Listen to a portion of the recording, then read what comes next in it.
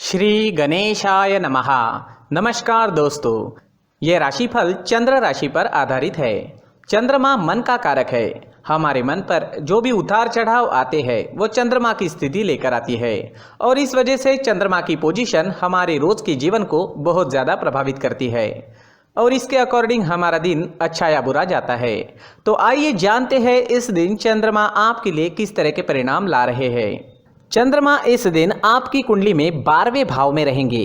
जी हाँ, 12वें भाव में चंद्रमा का होना अच्छा नहीं होता है।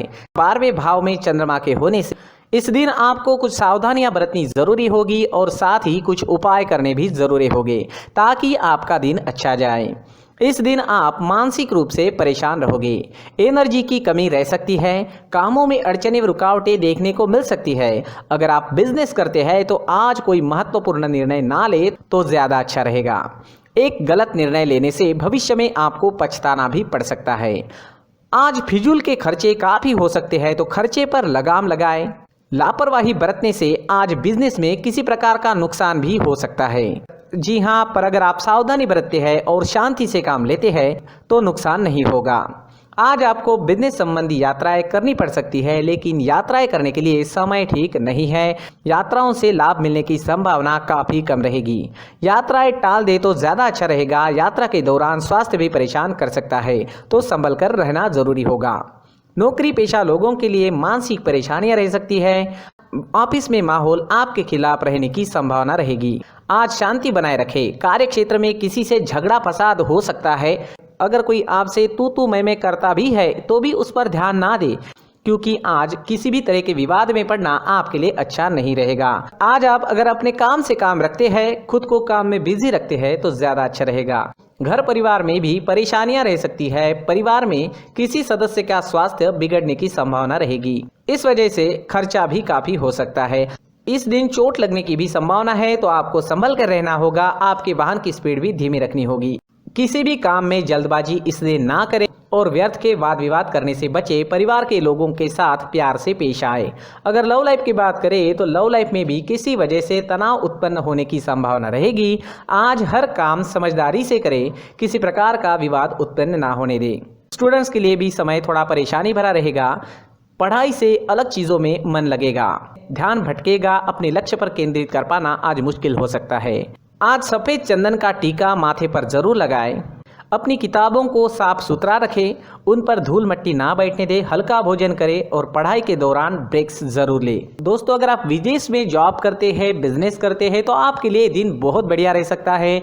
वहां से धन कमाना भी आपके लिए आसान रहेगा। विदेश में पढ़ाई कर रहे हैं या विदेश में पढ़ाई के लिए जाना है तो आपके लिए दिन अच्छा रहेगा। अगर आपका कोई विदेश में रहता है तो उनसे भी आपकी बातचीत इस समय में बढ़ सकती है। तो विदेश से जुड़े मुद्दों पर आपको लाभ ही लाभ मिल रहा है, लेकिन बाकी सारे क्षेत्रों में नुकसान होने की संभावना ही रहेगी।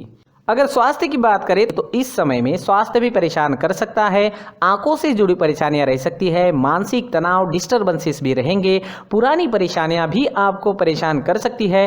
आज हल्का भोजन ले, सुबह टहलने जरूर जाए, कौवों को रोटी खिलाए, मंदिर जाकर भगवान का दर्शन लें और 1 रुपए का सिक्का गुल्लक में जरूर डालें और माथे पर चंदन या केसर का तिलक जरूर लगाएं, तो काफी हद तक परेशानियां खत्म हो जाएगी।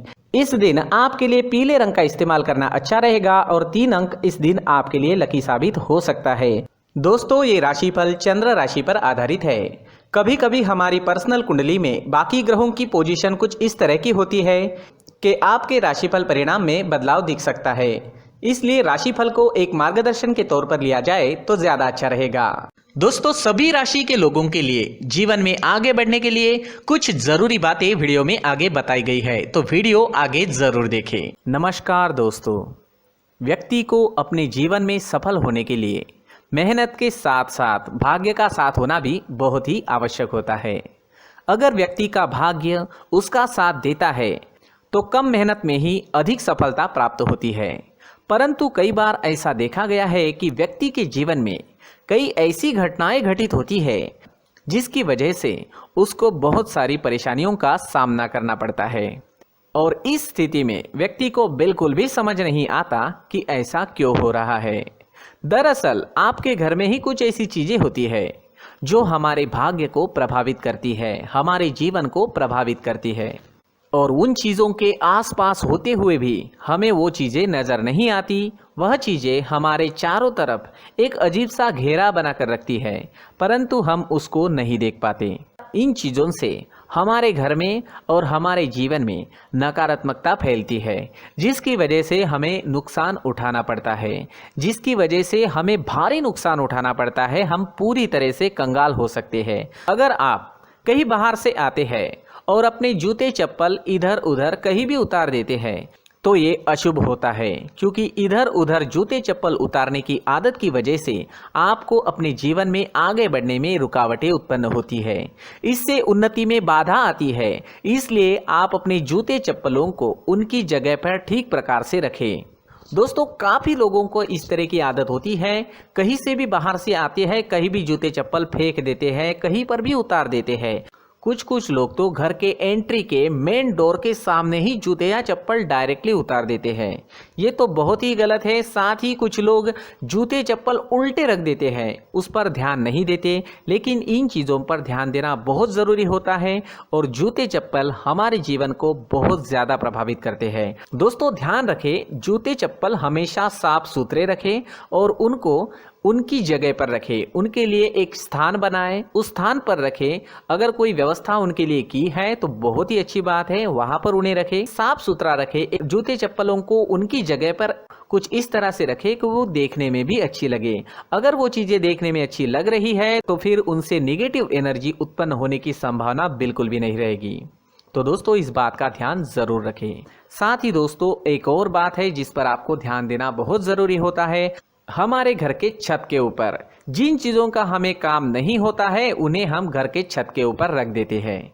ऐसा करते करते देखेंगे तो घर के छत के ऊपर कबाड़ जमा दिखता है। जी हाँ, जो चीज़ें हमें लगता है आगे जाके हमारे काम में आ सकती है वो हम घर के ऊपर रख देते हैं, लेकिन वो चीज़ें तो काम में नहीं आती। हमारे जीवन पर वो चीज़ें बहुत ही गहरा नेगेटिव इफेक्ट डालती है। इसलिए हमारे घर के ऊपर का जो भी एरिया है वो पूरी तरह से साफ सुथरा रखें। जी हाँ, साफ सुथरा रखना है और एक भी बिना काम की चीज हमारे घर के ऊपर नहीं रखनी है। दोस्तों, नहीं तो हम जीवन में मेहनत करते ही रहेंगे और हम जितना पा सकते हैं उतना नहीं पा सकेंगे, क्योंकि ये चीजें हमें कहीं ना कहीं हमारे जीवन में पीछे रखेगी। इस वजह से घर के छत को पूरी तरह से साफ रखें, पूरी तरह से साफ सुथरा रखें, क्लीन रखें। साथ ही दोस्तों, हम हमेशा देखते हैं घर के ऊपर जाने के लिए जो सीढ़ियां हैं, उन सीढ़ियों के नीचे जो जगह होती है वहां पर सामान हमेशा रख दिया जाता है।